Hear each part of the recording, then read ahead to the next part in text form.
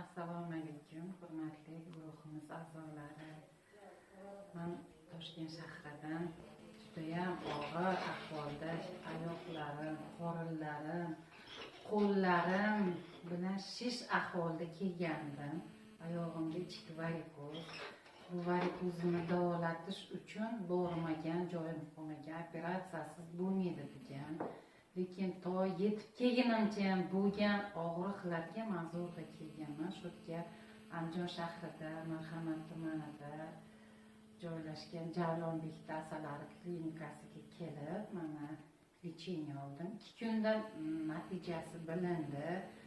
Уже birinchi kursni tugatdim. Alhamdulillah, Allohga shukr. Rossiyam yaxshiman, judayam yaxshiman. Ozgina ham demayman, yaxshiman. Bu paytgacha men aptekadagi eng qimmat antibiotiklardan foydalanganman. Natijasi bo'lmagan. Minus tarafga o'zgarganman, lekin plus tarafga emas. Lekin bu yerga keldim, mana tabiiy, hech qanday ximikat yo'q, antibiotik yo'q. Faqat tabiiy usulda asalari bilan davolandim. Yaxshiman, judayam minnatdorman.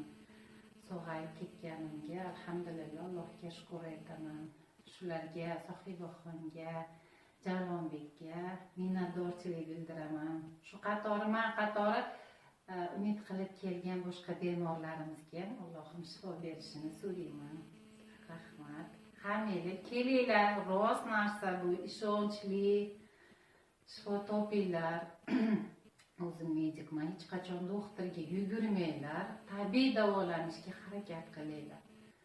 Ko'zim bilan shu yerda nechta bemorlar ko'rdim. Qo'ltiq tayoqda kelgan, og'ir ahvolda kelganlar yaxshi bo'lganini ko'rib havas qilgandim. Men ulardan ham o'tib ketdim. Yaxshiman. Sog' bo'lishsin bular. Rahmat. Xudo xolasa yana ikkinchi kursiga kelish niyatim bor.